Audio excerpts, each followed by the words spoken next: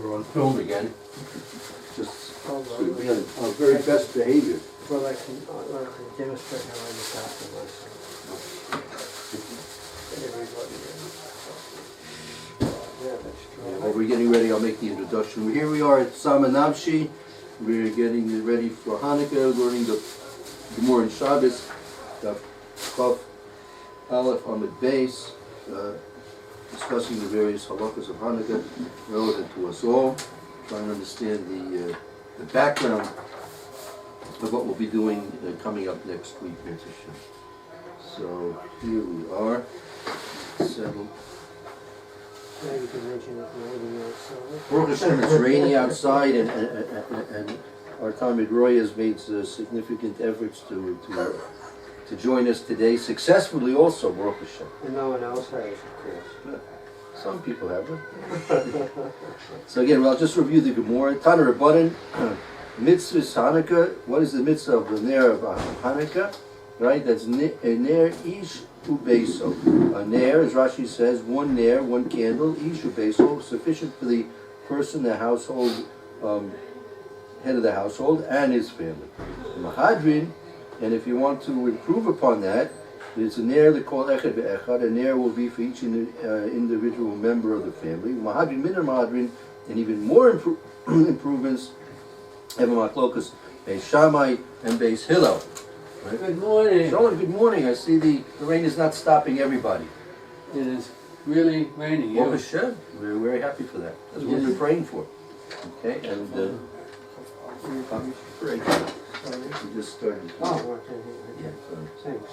Okay, so let me just read that again and follow along. Actually, Lauren, you want to read it for us? Start again from Tana Rabbanan. Tana Rabbanan, Mitzvah Hanukkah Ner Ishu Beisa. Mitzvah of Hanukkah is one candle for the whole house each night, for a person in his household each night. Min Mahadrin, a better way of doing it is Ner L'chol Echad Ve'echad, that each person lights one candle each night. Mahadrin, Min Mahadrin, and the ultimate way of doing it, Beis Shammai Omrim, Yom Rishon Madlik Shmona. On the first night you light 8. Mekan ve'elech pochas. You take one away. Pochas v'cholef. You take one away. Beis Hillel Omrim Yom Rishon Madlik Achas. Mekan ve'elech Mosif v'cholef. And you light one the first night, and on each night you add one and continue. Good. Okay, we're doing some Rashis. Okay. Rashis here begin about 8 lines down in the Rashis. And Ner Ishu Beso right there. Go ahead. Ner Ishu Beso, Ner Echad B'chol Laila, the Ish B'chol B'nei Beso, Sagin Lahu B'ner Echad. You light one night, one candle each night of Hanukkah, and a person in his whole household rely on this one candle, on this one light. Right, so each and every household has one lone light for each and every night of the 8 nights of Hanukkah. Excuse me, Mahadrin, Acher,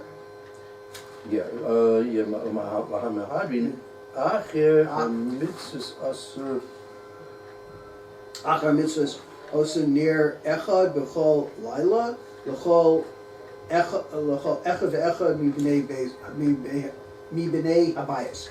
That each person lights one candle each night. Right, it's an improvement upon the one Ner for each and every household, for each and every night. So therefore we make an improvement upon that each and every person in each and every house will light one candle for each and every person in the house. Okay. Now we have the Mahadrim and the Mahadrim. Now that's a Machlokas Beis Shammai and Beis Hillel. Whether you start with 8, that's Beis Shammai, or you start with 1 and increase according to Beis Hillel. Right. Okay. Hold on a second. Amar Ula, right. Ula says, "Pli ba tre Amaroi b'Marava." Two Amoraim in the west argue about this. Rav Yossi bar Avin and Rav Yossi bar Zvida. These are the two Amoraim. Chad Amar, one says, time of the Beis Shammai, the reason for Beis Shammai is Kenegi Jamim HaNichnasin. for the days that are coming, and time of the base, how many days are still left in Hanukkah? The time of the base Hillel Keneged Yomim Hayotzim, the days that are left. How many days have already passed in Hanukkah? That's one of the Amorim. That's one of the Amorim. V'chad Omer, the other Amora says, right? time of the Beis Shammai, the reason Beis Shammai is Keneged Parei V'chag is the reason is because of the oxen that are offered on Sukkot. They go down each day of Sukkot. The time of the Beis Hillel, and the reason for Beis Hillel, Demal B'Kodesh Ein Moridi, that you increase in holiness and you don't lessen in holiness. Okay, so we have two Amorim which have two different opinions on what the Machlokas Beis Shammai and Beis Hillel are.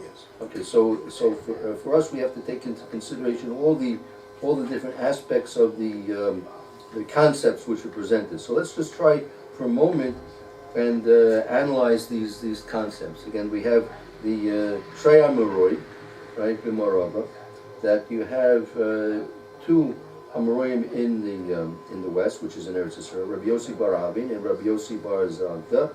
Chad Omer, time of the Beis Shammai. What's the reason of Beis Shammai? Keneged Yomim HaNeknosim, the days that have come in, right? That Rashi says, right?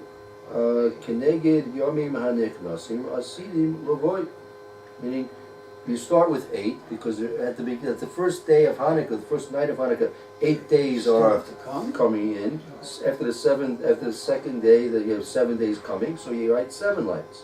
And according to the Beis Hillel, according to the first Amora, we have the Yomim HaYotzim, as Rashi says. Go ahead. Sheyatsu Kvar, they've already gone out. Zeh Shehu Omed Bo Nimna Gam Haotzi, and this is where you count the ones that have already passed. Okay, so like this. So Beis Hillel is saying that you go according to the ones that have already passed. Yotzi Kvar, that have passed. V'zeh shehu omed bo nimna, and that which is now there now, meaning the one you're about to light this particular night, that's counted along those which have already expired. They have already passed now. So let's take a few minutes and try and think about these two concepts. Beis Shammai is saying we have, when we're lighting, we want to show how many more days we have to go. So we're going down, we're starting with 8, 7, 6, all the way through that. How many days have yet to go? Beis Hillel is saying, according to this Amora, that we're showing how many days have yet to come. So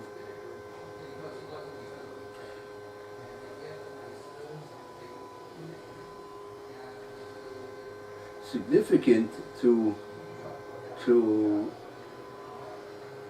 lighting the menorah, we learned the Tosfos and Tainus Chav Ches speaking about Hanukkah and saying the full Hallel, and one of the reasons given, Tosfos gave 2 reasons. One was that each nace the miracle grew. The nace was a 1-day miracle, a 2-day miracle, a 3-day miracle, all the way to, wow, this is an 8-day miracle. This is quite phenomenal. This is an 8-day miracle. The second concept that Tosfos introduced for us was that it's similar to Sukkot. Hanukkah is similar to Sukkot.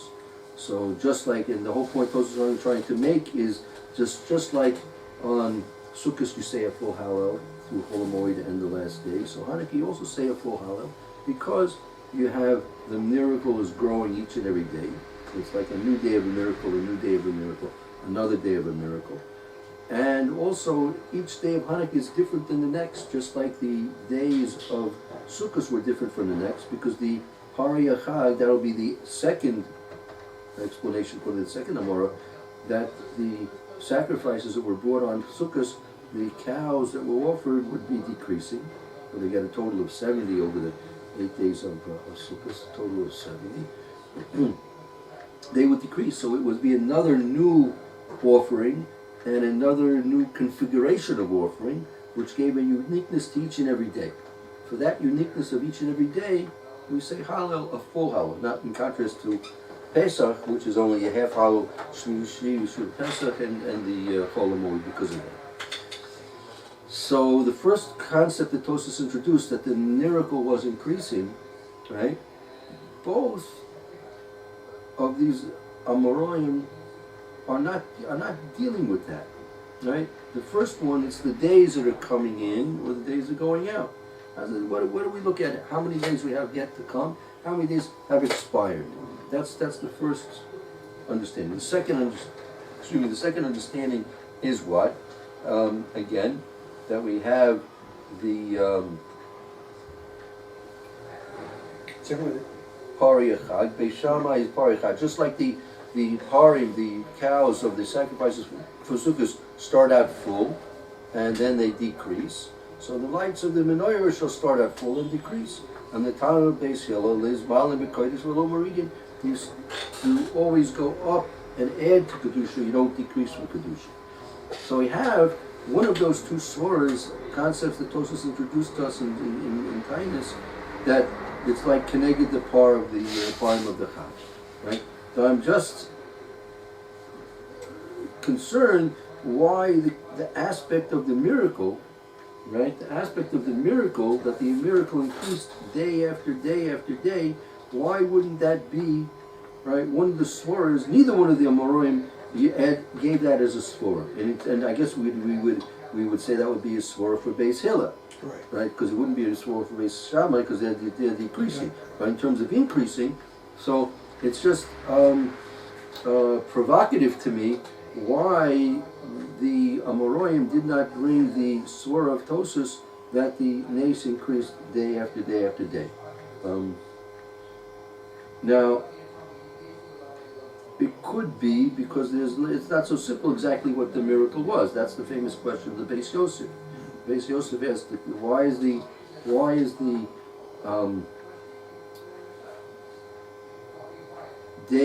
the days of Hanukkah 8 days?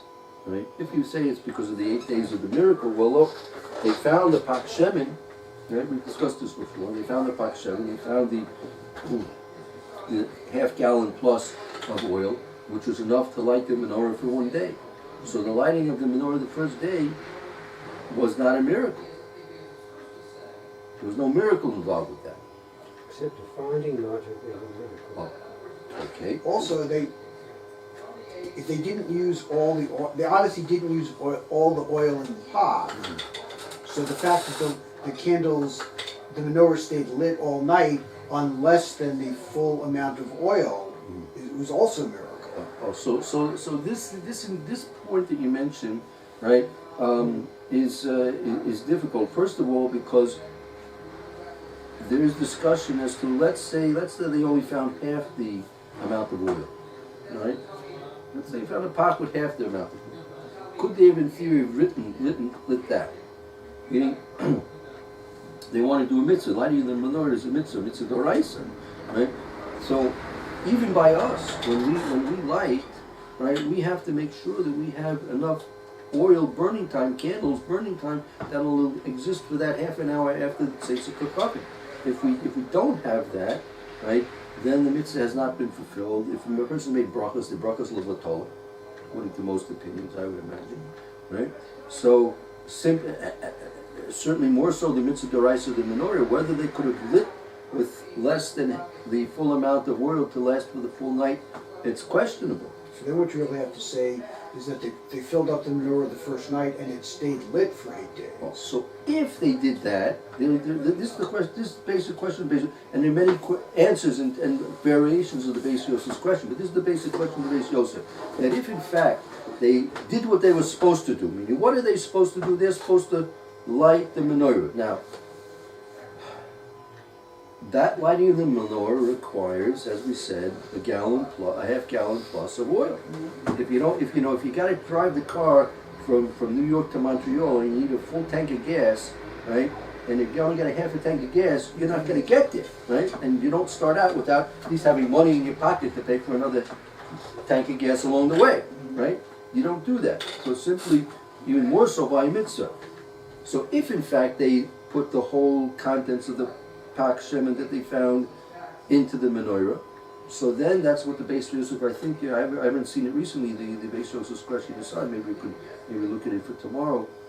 If in fact they put the full amount of the pak that they found into the menorah, so in terms of the hadlaka, the miracle of the lighting of the menorah, there was no miracle there. Didn't we say, you want a half gallon, you want a gallon, say it's only you want that completely to light the menorah. What do you mean by lighting the menorah? What do you mean, one candle in the shamash or 7 candles? In the menorah, in the basically, Mikdash. there's 7 candles, 7 candles. Right, we're talking about That's right, yeah, 7 all right. candles. Oh, of course. No, it's okay. I'm getting ahead of my history. By the way, I didn't forget about the Nir Marav we were talking about yesterday. I was starting looking into it. I haven't found too much explanation of that yet, but hopefully if I get something to present, we can go back into that topic. Forget about it. So the Beis Yosef answer, so it could be, one answer could be finding, the first day miracle could be the finding of the pak, the fact that they found it, so that's the first miracle. That's first. But the lush of the phraseology of Tosfos there in Tainus is that the nace was misgadol b'kol yom. It seems to be that nace was the nace of the lighting. The nace grew day after day after day, which would then could be another way of understanding that they knew they had to wait 8 days to get Shemen Zayazach from the place which is 4 days journey away from Yerushalayim and return it back to Yerushalayim another 4 days. That's one explanation. So they knew it would be 8 days. So they divided up what they found into 8 portions, and they only put 1/8 of a portion that would be sufficient to really burn only 1/8 of a night.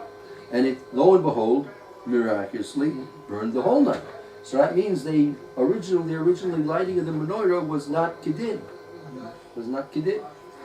Do we make any comparison, as far as counting is concerned, do we make any comparison with the Omer?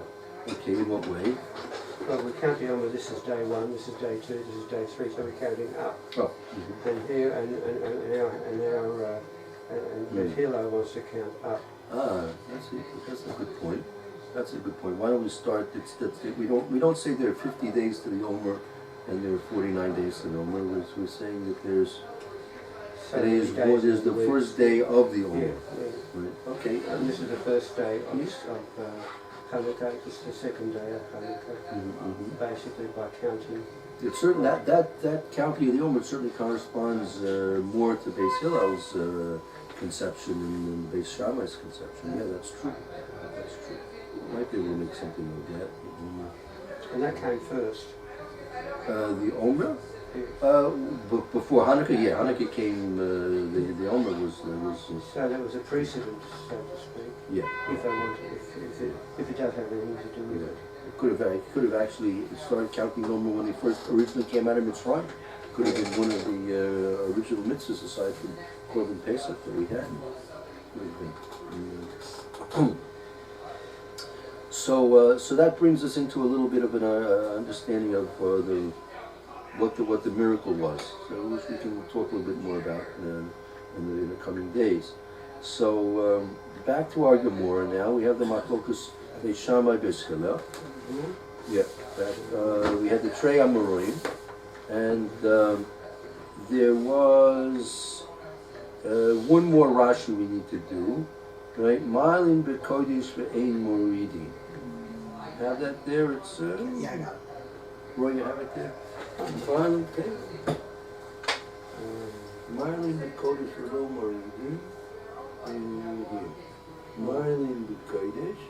We go up in Kedusha, we increase in holiness, and we don't go down in holiness. That by the way, is a very general concept which could expand to all aspects of Avodas Hashem. You always try and make improvements and make improvements and make improvements. Yeah.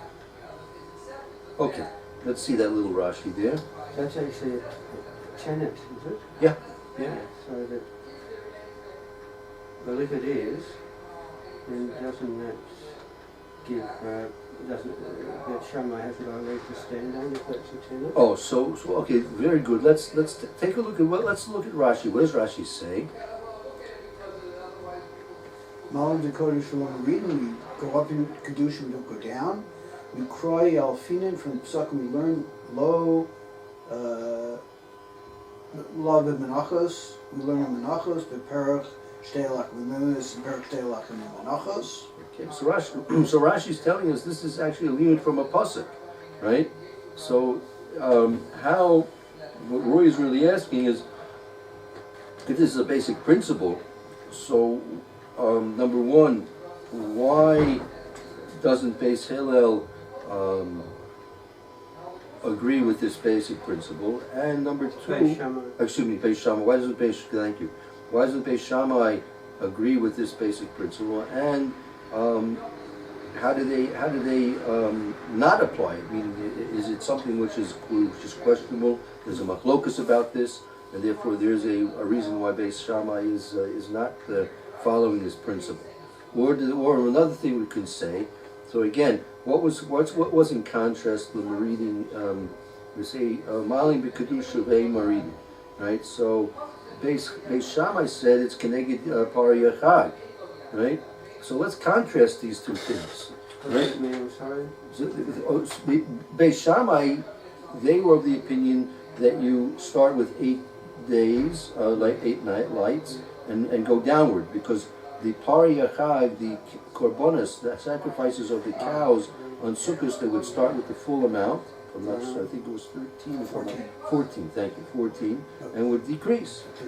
13, 12, 11, 10, 9, 8, 7. 13. In total 70, right? So we'd start with 13 and decrease. So you see that the way of doing things, right? A Kadosh Baruch Hu could have commanded us to start with 7 and work our way up till 13. 13. But Hashem didn't command that. Commanded we start with 13 and we work down, right? We have to gather the bulls first. Well, of course, yeah, that goes without saying. Of course, that's all going to be excuse me. That's an increase. Well, you gather them all together. That's some herd, That's some herd you can.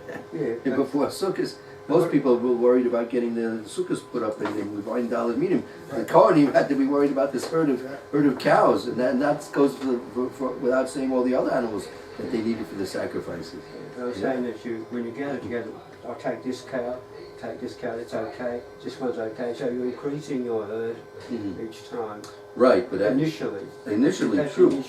Right, initially, but then when it came time for the actual hakrava, for the actual offering of the parim shulchad on Sukkot, they actually went down. They started with the maximum amount and went down.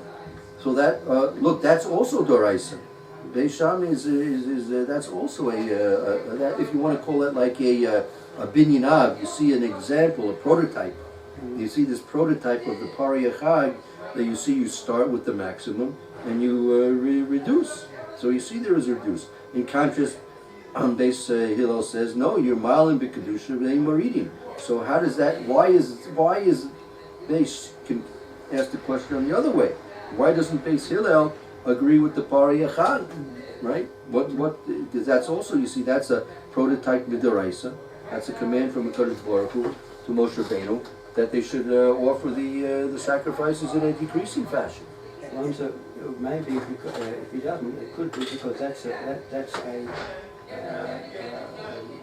offering. It's a korban. Okay. And it's something that's a thank you, and this is accounting. It's a different reason for enumerating it some way or another. The candles. Well, the question is really the when we're lighting the candles or not, is that really like a count? I mean, here, when we're lighting the menorah, it's supposed to be somewhat similar to the Beis HaMikdash. So in the Beis HaMikdash, they were all lit every night. Everyone, they didn't start with 1, 2. They didn't go through they have 7 days of the week. So why you could have had a mitzvah in the menorah in the Beis HaMikdash on Yom Rishon, you light 1. And then say, you could have done that, but that was not the commandment of the lighting the menorah in the Beis HaMikdash. Beis HaMikdash, in the Mishkan, you lit the whole menorah. Aaron was given the mitzvah of lighting the whole menorah full, absolute. I've got a sneaky suspicion I've got in my head mixed up Yeah. the both menorahs. She's what? I think I got in my head mixed up the both menorahs.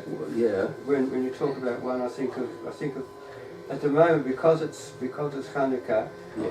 The word menorah immediately gives me the Chanukah. Right, good, And, right. and when we're talking, and when you say menorah here, that's what I think of immediately. I've got to translate back to say, no, it's not. We're not talking about that. We're talking about the menorah in the Mikdash. True, okay. So my comments might reflect that confusion on my part, which I have to unconfuse myself. No, that's okay. That's okay. So those are a couple of points so far. Now let's look at the basic. Let's try and compare the basic difference between the two Amoraim. Right. The first Amorah's svara again was that how many was Yomim Niknosi and Yomim Yotzi. So now the first Amorah, this is a time sequence which is based upon what we do. This might be the source of your confusion that you just mentioned, Brian. Right? The first Amorah is still talking about the Yomim Yotzi and the Yomim Niknosi, the days that to come or the days that have passed already. That's us. That's what we do. It has nothing to do with what was done then. All right. According to the second Amorah, we use the Maklokas B'Shamar Hillel has to do with a prototype that existed at the time of the Beis Hamikdash, right? And that's the Pari Yachag, according to Beis Shammai, and also to a certain extent, Ma'ilin B'Kodesh Lo Moridin. That's also a concept which could be applied. And again, if you really want to look at it in depth, you have to see if that limud that Rashi mentioned to us was something that had to do with the actual avodah in some way or another of the Beis Hamikdash. So, you want to have it going? Go ahead. No. So I just see right now in more of a global picture of what's going on between the two explanations of the two Amoraim. One is using what we do, Yomim Nasim, Yomim Yotzim, when the day coming in, going days coming out of our Hanukkah, and the other Amorah is referring to something which took place as a prototypes which existed at the time of the Beis Hamikdash, which really is now going to be applied to us. Because of the way the Gemara is stated, where they state the basic mitzvah and Mahadrin and Mahadrin and Mahadrin, the original mitzvah was simply that you just lit one candle. It was only as people wanted to increase their, I would say observance was not quite the right word. I don't have the right word to use there. We'll discuss that. What's the whole concept it of almost seems Mahadrin? like the increase in lighting was a minhag that started to get adopted. It's not a there's no the halacha is one light each night. Ner ish ubeisai. That's it. So it sounds like Mahadrin are minhagim that got developed over time that people started to generally accept. They had widespread acceptance. But the halach, so these are just minhagim that people developed over time. Could be, I'm not sure. That's somewhat historical. We might be able to verify that in some way. For example, the Rambam mentions in Hilchos Hanukkah about that it was, I think he mentions that year they decided that now these 8 days are going to be days of Hanukkah for the Kol Doros. That year they actually decided. Now, when did the observances of Mahadrin and the Mahadrin develop? Maybe we could try and explore that, but that's a good point. So, but then we have to try and ask, well, what was changing? Meaning, again, usually I would say that when we're going to make a new enactment, and remember Hanukkah was a very new, anytime Chazal, the rabbinical authorities of Klal Yisrael want to make changes, we have to always be very careful not to overstep our bounds, not to be overbearing upon the public, meaning we appreciate that the Jews are observant and are fulfilling the mitzvahs according to what we've been given. And if we want to add more mitzvahs to their observance, we have to be careful to do it in a very subtle, non-evasive way. So obviously, each ner ishu beso is the most non-evasive, less burdensome possible way to do it. Now, did we also make suggestions, perhaps? What, meaning the concept of mahadrin and mahadrin minah, what is the basis? What's the essence of that? Is that something which developed, or was that something which was instituted also at the time of the original institution of Hanukkah? That's something we can try and explore. That's something which is relevant to us now in terms of. For us, most of everyone does mahadrim and mahadrim. Although you should know that the Mechaber and Swati with many others too, one ner. That's the Mekayim the issue their issue base. So that's what they're Mekayim, and they're not Mekayim the mahadrim and mahadrim. They one ner but they're mahadr to increase, but only one person lights for the whole household. So we'll see. Maybe we'll have a chance to work on that a little bit more tomorrow. Okay, we'll stop for a few moments and we'll continue with the share of the morning. Okay, very good. Want a little more coffee, or a little more breakfast, snacks, all of that. The fact that the Amoraim are arguing about this is even Mahadrim certainly date back. Oh, Very historic. You see, because again, we have to remember that the time the events of Hanukkah took place at the time of the Tanoim. That was in the middle of the second bias at the time of the Tanoim. So there was another 200 years that expired, and then we had more or less the time of the Amoraim. 200 years after Hanukkah was the Korban Abayis. Korban Abayis represented more or less the difference between the Amoraim and the Tanoim previously. So the Amoraim, they were discussing this, and so it was obviously something which was very well known and accepted at the time. And it was already discussed, right? The Maklokas, the dispute between Beis Shammai and Beis Hillel, right? So that also predated the Beis Shammai and Beis Hillel. That was I think those are Tanoim. The Beis Hillel, Beis Shammai, that represents the yeshiva of Hillel, the yeshiva of Shammai. Those are probably Tanoim. Yeah, so they were discussing this. Correct?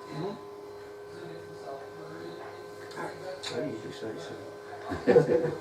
What was my question? I've forgotten yesterday. Your question was, or the Ner Movavi, right? The how is that Edis? We learned the Rashi in Chumash that the Ner Movavi, it was a testimony for the whole world, for the whole entire world, that there was a Shechina Shora dwelling amongst the Jews. Right? So our question basically was that in a seemingly secluded place like the Heichel of the Beis Hamikdash or the Mishkan, that seems a very secluded testimony, right? How is that supposed to reflect and give testimony for the whole world? So I've been working on it. I've asked a few people, and I haven't gotten any definitive answers. I talked to my son about it last night, and he also could not come up with a good explanation. Good. So we have Hanukkah. This is something which is get people thinking on the times to come, and hopefully will come in. Something will be worthwhile discussing. Okay.